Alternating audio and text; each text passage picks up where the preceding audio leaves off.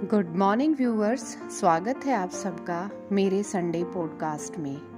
और आज के संडे पॉडकास्ट में जो विषय मैंने चुना है वह है समय का महत्व। तो आइए शुरू करते हैं समय के महत्व विषय को। जीवन में समय का बड़ा महत्व है। आज सारे संसार का ध्यान समय की ओर है। समय हमारी गति का, प्रगति का और हालचाल का केंद्र बिंदु बन गया है। समय का महत्व दो कारणों से है।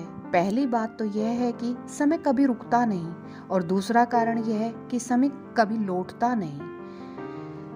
तीर्थंकर महावीर की एक वाणी मुझे याद आती है। उन्होंने कहा था कि जो दिन और रात्रियां बीत जाती हैं वो कभी लौटकर नहीं आती। कहते हैं कि खोई हुई संपत्ति श्रम करने से दोबारा मिल सकती है, भूला हुआ ज्ञान अध्ययन से, और जो बिगड़ा हुआ स्वास्थ्य है वो दवाई से मिल जाएगा, लेकिन बीता हुआ समय फिर लौट कर नहीं। समय का अर्थ है बदलना। यदि कोई चीज परिवर्तित न हो तो समय का बोध नहीं हो पाएगा। सुबह सूरज निकलता है, फिर दोपहर होती है, फिर शाम हो जाती है। बच्चा था, जवान हो गया, जवान से फिर बूढ़ा हो गया। सरकना समय का स्वभाव है। पानी के सतत प्रवाह के समान ही समय की नदी का प्रवाह भी कभी रुकता नहीं। किसी ने क्या खूब कहा है समय नदी की धार कि जिसमें सब बह जाया करते हैं। है समय बड़ा तूफान, प्रबल पर्वत झुक जाया करते हैं। अक्सर दुनिया के लोग समय में चक्कर खाया करते हैं, लेकिन कुछ ऐसे होते हैं जो इतिहास बनाया करते हैं। चार्ल्स फास्ट नामक मोची का काम करने वाला एक व्यक्ति अपने काम में से 1 घंटे का समय निकालकर प्रतिदिन गणित का अध्ययन करता रहता था। एक दिन ऐसा आया कि वह अमेरिका का प्रसिद्ध गणितज्ञ बन गया। जितनी देर में कॉफी उबलती उतनी देर तक के समय का उपयोग करके दार्शनिक लॉन्ग फेलो ने इन्फर्नो नामक ग्रंथ का अनुवाद कर डाला। गैलीलियो ने अपनी डॉक्टरी जीवन की व्यस्तता में से समय निकालकर दूरबीन का आविष्कार किया था। माइकल फैराडे जिल्दसाजी का काम करता था।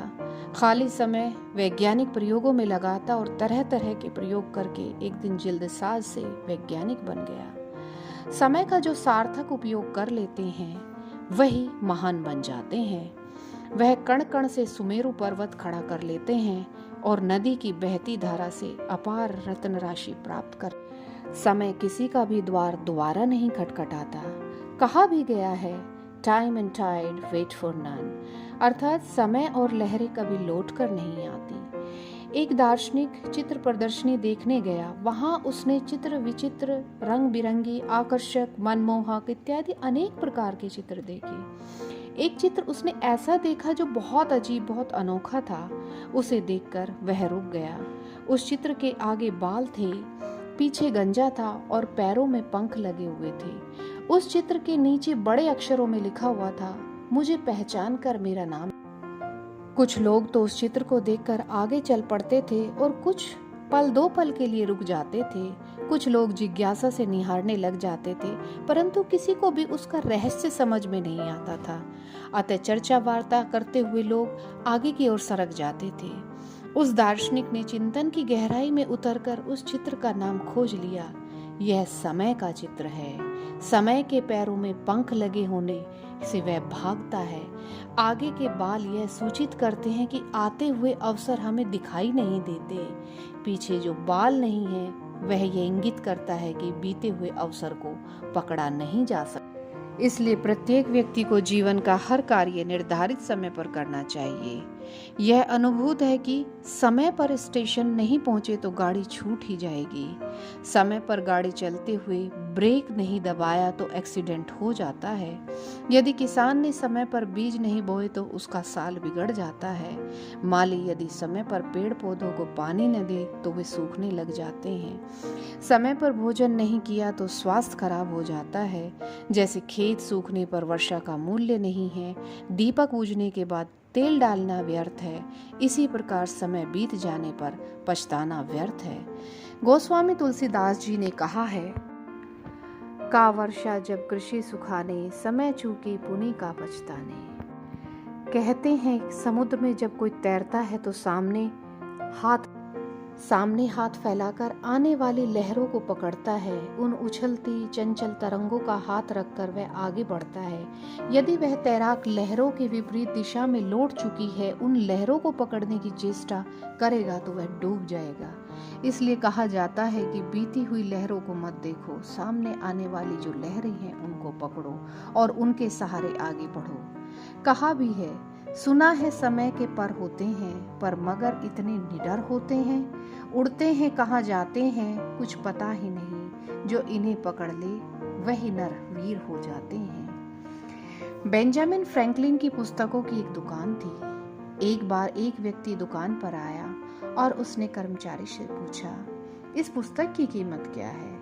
उस कर्मचारी ने अपने नित्य क्रम के अनुसार बता दिया, सर $1। ग्राहक ने पूछा, क्या इसे कुछ कम दाम में आप नहीं दे सकते? कर्मचारी ने दृढ़ स्वर में कहा, जी नहीं। यह सुनकर जो ग्राहक था वहां से थोड़ी देर में इधर उधर घूमकर वह दोबारा से उसी दुकान में आ गया। उसने पूछा, क्या बेंजामिन फ्रैंकलिन अंदर हैं? मैं उनसे मिलना चाहता हूँ। फ्रैंकलिन उस समय अंदर बैठे हुए थे। बुलाने पर वे बाहर आए तो उस आगंतुक ने पूछा, महाशय, इस किताब की कीमत कम से कम क्या लेंगे? फ्रैंकलिन ने कहा, $1.25। यह सुनते ही ग्राहक आश्चर्यचकित होकर बोला, अभी अभी तो आपने इस कर्मचारी से इस पुस्तक का मूल्य $1 बताया था। बेंजामिन फ्रैंकलिन ने बड़ी ही विनम्रता से कहा, जी हाँ, किताब की तो वास्तविक कीमत $1 ही है और जो $1/4 है वह आपने मेरा वक्त नष्ट करने के कारण देना। इतना सुनते ही आगंतुक ने कहा, अच्छा तो फिर एक कीमत बता दीजिए। फ्रैंकलिन ने कहा, अब इस पुस्तक की कीमत $1.5 है और आप मेरा जितना भी समय नष्ट करेंगे उतनी ही कीमत बढ़ती जाएगी। यह कहकर वे भीतर चले गए। ग्राहक ने चुपचाप $1.5 देकर पुस्तक खरीद ली। समय के उपयोग के लिए इतनी जागरूकता रखने वाला ही उसका लाभ उठा सकता है। जो बीत गया है उसकी चिंता मत करो, जो अभी बचा हुआ है वह तुम्हारे सामने आ रहा है, उसको देखो, उस आगत क्षण पर ध्यान केंद्रित करो और उसे सार्थक बना लो। माय डियर लिसनर्स, मुझे आशा है कि आपको आज समय का महत्व के विषय में जो जानकारी मैंने दी है वो साझा की है वो आपको प्रिय लगी होगी। अगर आज आप समय के महत्व को समझ गए हैं तो इसे जीवन में ज़रूर उतारने का प्रयास करें। और मेरी ऑडियो अगर आपको पसंद आई है, प्रिय लगी है, कर्णप्रिय लगी है तो आप इसे ज़्यादा से ज़्यादा लाइक करें, शेयर करें और मेरे चैनल को सब्सक्राइब करें। Thank you. Have a great day. Bye bye.